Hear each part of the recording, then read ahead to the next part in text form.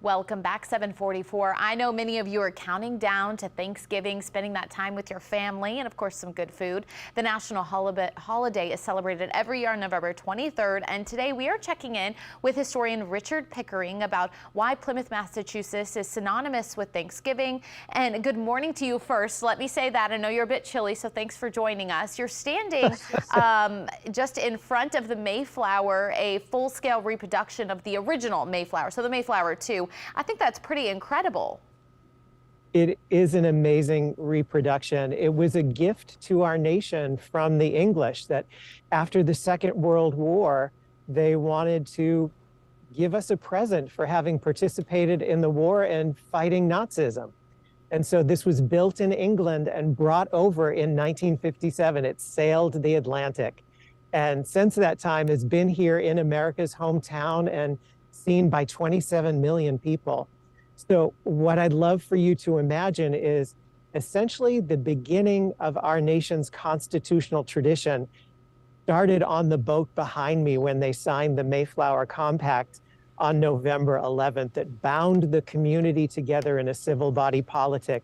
So the ship represents many of our beginnings of the traditions of freedom. And that's one of the reasons I think people consider Plymouth America's hometown, is not only are we tied to the most beloved holiday, but we're tied to the beginnings of the nation as well.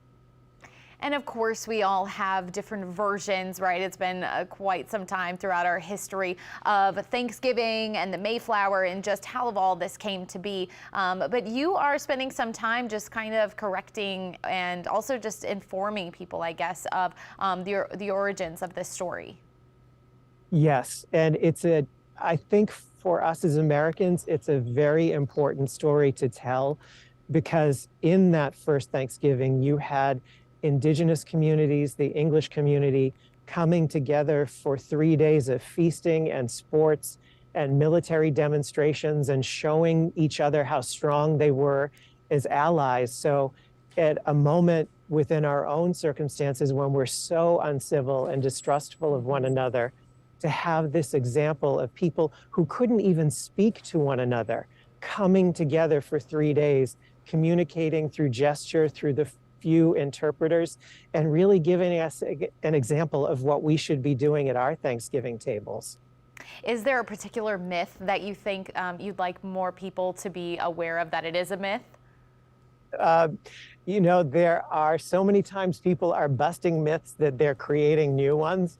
And my favorite in recent years, Bree, has been the people being told that there was no turkey at the first Thanksgiving, even though we know that there were 4 hunters sent out, and in a few hours, they took enough fowl to feed the entire company for 1 week.